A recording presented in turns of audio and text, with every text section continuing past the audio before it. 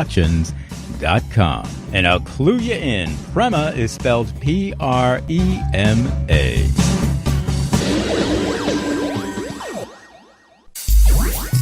It's Al Cole. We're here on People of Distinction, the talk show that edifies as it entertains and informs. I tell you, you're going to love those messages. Hey, I'm also the author of the exciting new book, Al Cole, Romance for Women. I'll tell you, at last a book of sensual love poetry to women and the needed spiritual relationship guidance to both women and men. Happy to say that my book, Al Cole, Romance for Women, is now available on Kindle, and I'd like to thank all of my Al Cole-holics who have bought it and also benefited from it, too. That's Al Cole, Romance for Women, A-L-C-O-L-E, Romance for Women, now available on Kindle. Thousands and thousands of women, guys too, listen to my talk shows, People of Distinction, every week, and they contact me with their questions, reflections, and comments at alcoholic@gmail.com. You heard me right there. That's ALCOLEHOLIC@gmail.com. So without any further ado, hey, we get into it. Hello, everyone. This is Rosalind Sedacca, divorce and parenting coach, as well as dating and relationship coach, author, and founder of the Child-Centered Divorce Network. And you are listening to Divorce, Dating, and Empowered Living with Rosalind Sedacca. We are proud to be part of the Al Cole People of Distinction broadcast, and my guests are indeed people of distinction who have much of value to share with you on every show. And today is certainly no exception. I'm very honored to be interviewing Thomas Harmke, and let me tell you why.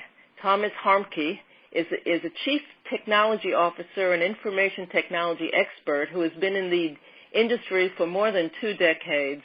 Although he's successful in his field, his true passion is spending time with his 3 children. And as a divorced dad with joint custody, Tom worried about how he would stay present in his children's lives when they were not with him physically. As technology continued to take a larger place in society, he knew that he could use it to stay connected to his kids in fun and innovative ways, and thus was born his debut book, 101 Ways to Use Technology to Be Closer with Your Child. His hope is that other divorced families, as well as grandparents and extended family, can benefit from his knowledge and research and use the tools laid out in the book to begin to connect with their children on a meaningful level, even when not physically present. So our topic for today's call is staying connected to our children in the digital age. Out of sight doesn't have to mean out of mind, and I just love that. Tom, I want to welcome you to the show. Thank you, Rosalind. Thank you for having me on your show.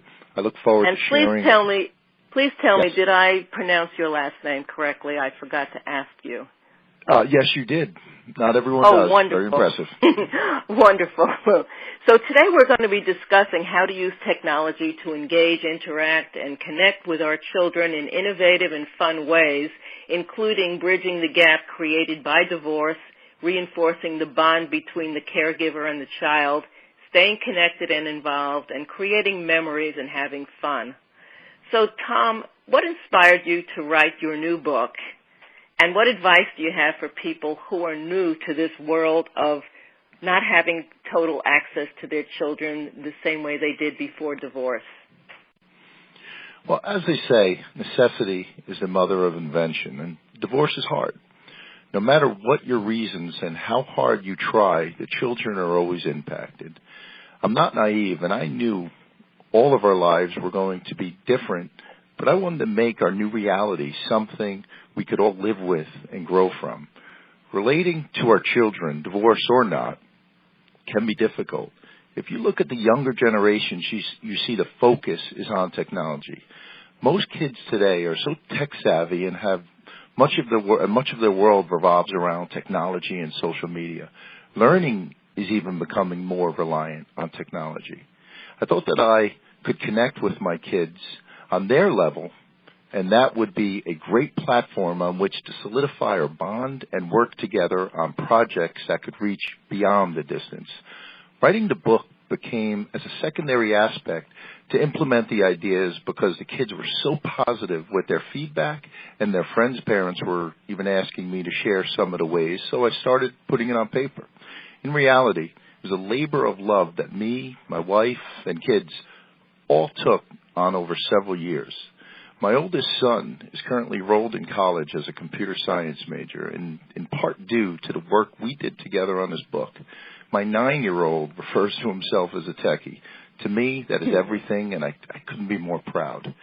My advice to others who are new to the concept of using technology to stay closer with their child is to not be afraid of the unknown. Involve your kids. Kids today are so adept and catch on so quickly. They teach us. Look at so many ideas that I offer and decide together with your family where to start. You will quickly find out what works for your family and schedule. Bridging the gap of physical distance works for several situations. Divorced parents, parents who travel often for work, long-distance relatives. I do want to stress that the ideas laid out in the book are not meant to replace the truly special moments in life that come with physical presence, such as throwing the ball around, sitting together, talking, reading, playing a game. But they are meant to bridge the gap when physical closeness is not possible. And I promise that the results will be rewarding. Well, I really like the approach and the attitude you're taking to this, and that's very important. No book and no technology is going to be a replacement for the physical connection of hugs and eye contact and all of that good stuff that we all know we need to do as parents. But when the challenges of being separated from your children due to divorce or traveling or anything else along those lines, an illness in the hospital, then this is a wonderful opportunity to be more creative and more inventive. And I know most adults don't have the sophistication that our own children have when it comes to using technology and social media. So you're absolutely right. Let's learn from our kids, and I think they will be thrilled to have an opportunity to teach their parents something and say, yes, you could do that, but there's so much more you can do. How about this and what about that? And suddenly you're going and exploring things on a much deeper level. Tom, I want to ask you an important question, and that is, how can the suggestions in your book really help bring parent and child closer? Well, one thing that many divorced parents, certainly in my experience, struggle with is finding ways to let their children know that they're always there for them, that the situation is not reflective of their feelings for their children. I feel that the book offers so many options to connect and be together in ways that will excite the child and reinforce the bond. From something as simple as a text, FaceTime call, or playing an online game together, the results are very symbiotic. Everyone benefits. Another benefit is growth. As parents, it is our responsibility to guide our children in life and help them become good people. Utilizing technology and so many ideas in my book, you can teach them about volunteering, playing an instrument, the importance of exercise and a healthy lifestyle, and so much more. That's great. I really think those are such important points. And sometimes when we're emotionally depressed or overwhelmed by the challenges in our lives as adults, we can forget the importance of keeping that parent-child bond together. So this book can just be something you could grab off the shelf, and there's so many topics and suggestions and areas, and you could just stick your finger through and say, okay, I'm going to try this today when I get a chance to interact with my child. And suddenly you're exploring a new arena. So that is particularly significant for me. The question that I have next is, do you have to be technologically savvy to use the techniques you discuss in this book? Most of the ideas in my book do not require the user to be tech savvy. There are a few items, such as programming, that require more knowledge from the user, but even that starts simple, where the parent could learn with their child. Most of the ideas only require a willingness to use technology resources that almost everyone has readily accessible to them. Well, that's really, really great, because I know, especially, for grandparents and older generations, there's a fear of just the word technology, and people will say, well, that's not for me. But there are simple things you can do just with using emails or using a basic simple text that can get that connection made and the bond and new conversations going. So it doesn't all have to be something that's beyond the scope of the average person, right? Excellent. I could not agree more. Yes. Just remind. Yes. Go ahead.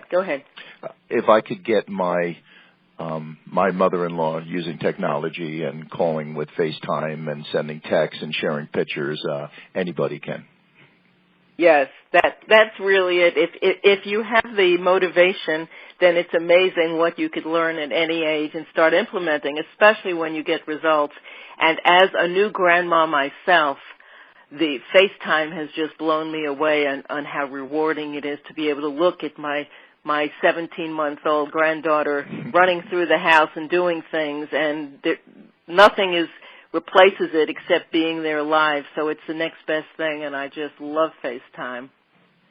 I just want to remind our listeners that the book we're talking about is 101 Ways to Use Technology to Be Closer with Your Child for the divorced or working parent, older sibling, aunt, uncle, or grandparent. And that's the key, that anyone who's involved in a child's life, it could be a cousin or a sibling or anyone else who wants to stay connected and keep that bond alive, can use these resources and tools on any level that they want, and it just gives you insights because they're very creative and innovative on a broad range of topics.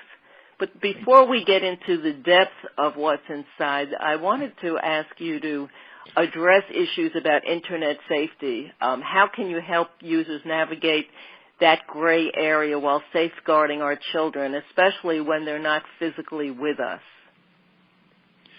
That's a great question, and one that I get a lot. Protecting our children is the most important thing in the world. When introducing technology on any level, safety should be your number one priority. This is why I've dedicated the last 2 chapters of my book to security. One of the most important things we can do and should do to protect your child is monitoring what they're accessing on the Internet. There are so many good applications available that can be used to alert you to certain buzzwords you set up as well as suspicious activities. Having an open dialogue with your child about safety is essential. You need to be educated to never share personal information on the Internet. And most importantly, they need to know that they can come to you with any concerns or questions. Be honest with them and disclose the measures you are taking to keep them safe. The more you create a safe space where your kids can feel that they can share anything with you, the safer they will be and the more they will share with you. Yeah, that's really, really significant. And it goes on both sides. We want to make sure the kids are safe, and we also want to make sure that the adults are using safe practices as well. There's so many scams out there on the Internet and in social media, and one of them that I had heard about last week, I actually got a phone call for the first time with a young man's voice saying, "Hi, Grandma," and I knew immediately that was a scammer. My only grandchild is 17 months old, and this was an adolescent boy talking, and I know the scam is about saying, "I'm in trouble, I can't tell my parents, and so I'm hoping you'll send me some money to get me out of trouble."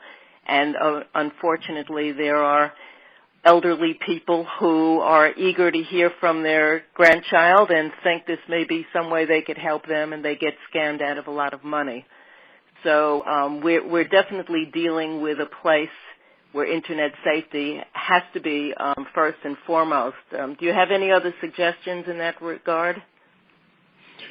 Well, you have to look at Internet security in a way where each household is a little bit different, and obviously that part of that is due to the age. It could be age-specific devices.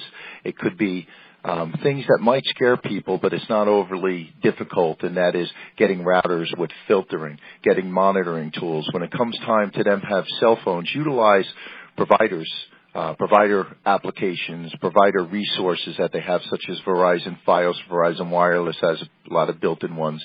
The providers are smart out there. They know you're not just going to get all of them could be reliable. You're not just going to get the most broadband. A lot of parents are looking for ways to secure their child, and they have a lot of tools that they provide them to help. So those are some of the ways we do it. But there's also ways of making sure that the monitoring, like I mentioned, is important, but also making sure the firewall's turned on your computer. But you've actually mentioned one about the social engineering, and that is relying on the human element, or the bad guys relying on the human element. That's one that you really have to educate your kids about, because there's a lot of that out there. And that call, I've never heard something like that. I've heard certain things in the same field as that, but that's one that's scary, because they do rely on you giving information. That's scary. Absolutely. And I'm glad you have links and resources that you mention in each chapter, so that will definitely be helpful. So what I want to talk about now is which of your ideas seem to resonate most for people, because you really run the gamut. And I'd love to get your feedback on what you're finding from the responses from people. Well, as we mentioned, I received a lot of positive feedback regarding the chapters of security, but I feel the chapter on genealogy is definitely a favorite for many people. It not only allows them... I'm sorry? I said, that's interesting. I wasn't expecting that answer, so tell me more. Part of the reason is it not only allows them to learn about their family, it flows into so many different ideas in the book. Also, in doing genealogy with child, it's like putting a puzzle together where the end result is a treasure trove of history, stories, and knowledge of our origins. It also makes learning more fun. When the kids learn about the states and countries in school, they're now familiar with the ones that their ancestors came from and will become more vested in the learning. When they hear about different wars and the history of our country and the country of their ancestors' origin, they will already have some personal knowledge and accounts from people within their own family who were there and lived at the time. As you could probably see, genealogy is something that I really love doing with my kids and keeping involved. Another great benefit of utilizing ideas in my book is the memories that will be created with your children. Not only created with your children, you will have so many when they grow up. There's so many memories that you have, books, videos, songs you wrote together, all these, the emails you have, all of them together to look back upon through using technology, even if you're not next to them. Absolutely, and I think that really is a pivotal key to the value of doing this.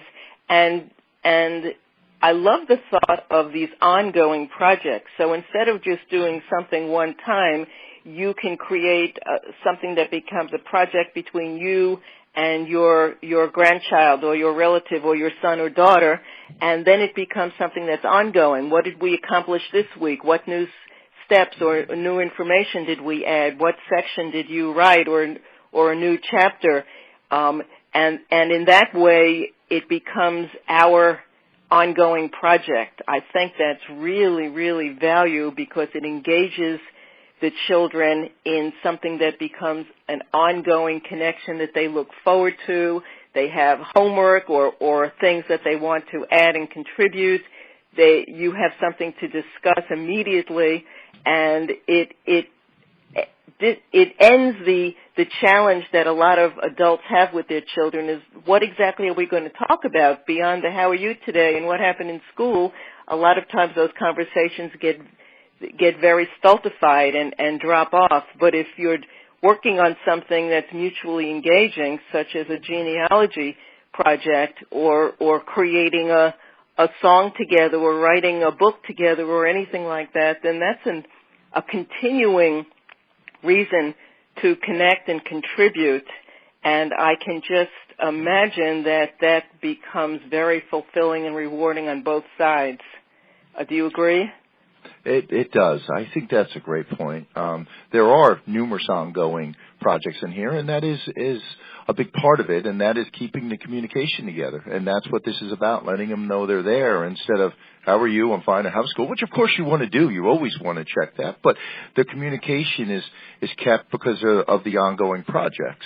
And another thing I think I started to allude to, and you also did, is that there are a lot of ideas in this book that flow through the other ideas in the book, and genealogy is one example, but there are numerous other examples. And in my book, I actually point to the other ideas that this could flow to. Oh, that's fabulous. Well, before we go any further, let me give you an opportunity to tell people where they can find you and your books so they can check it out themselves. Oh, great. My book is currently on Amazon. It's currently listed in the top 10 for single parents and top 100 for parenting. That has a large part to do with me joining Kindle Unlimited, which has just been tremendous. Once I put my book on Kindle, it now it now is accessible to so many other people. And my website is toms101ways.com. I also just started a Facebook group called Tom's 101 Ways to Use Technology to Be Closer with Your Child. I don't have too much on that, but this is something I've been wanting to do for a while, and I'm very excited that I started this. My wife is helping me with it, and we're going to provide a lot of information because even since I published this book, I could come out with part 2 already of 101 Ways because of all the additional ways that I found, because we're always looking at it. Because, one other point I want to make on this, and that is, this started, and you've alluded to this, Rosalind, this started strictly as, for a divorced parent. But as I started to write it, I realized, man, it really extends to anyone that is away from their child. And I use this with my 9-year-old, with my wife, and I use so many of these ideas, and we're not divorced. It's just because I'm at work, and I do go away on business sometimes. And military families and people who have those long absences, it's an outstanding opportunity on both sides. Let me spell your name, so if people are going to Amazon, they can look for Thomas, Harmke. That's Harmke, and I'm sure the book will pop up that way. Or you could put in to search 101 Ways to Use Technology to Be Closer with Your Child. So that's on Amazon. And again, the website is toms101ways.com. There you go, toms101ways.com. So I'm looking through the contents because you sent me the book, which is why I was so interested in interviewing you. And you talk about things as simple as sending e-cards and texts and coupons and doing bedtime stories together. And then you get into going virtual by visiting a museum together, or a visit to the country, or Washington, D.C., or some other place that you could go to at different times and talk about it. And then you start talking about exciting things you could do on the computer, from programming, creating blogs and email accounts, and getting into video and photography and sharing music and a lot of creative areas, taking photographs and then sharing them on both sides, which is really fun. And then using sports and games, talking about the games and creating puzzles and teaching one another games and how to play it, and other ways of doing family fun, story chains, scavenger hunts, talking about meals that you had and holiday traditions. It's really an impressive array of dozens and dozens of, obviously 101 ways to use technology. So there's a real depth here, and I wanted our listeners to understand that even if half the ideas are not of interest to you, there may be a dozen that you say, wow, this is great, I never thought of doing that, and those are the ones you dive into.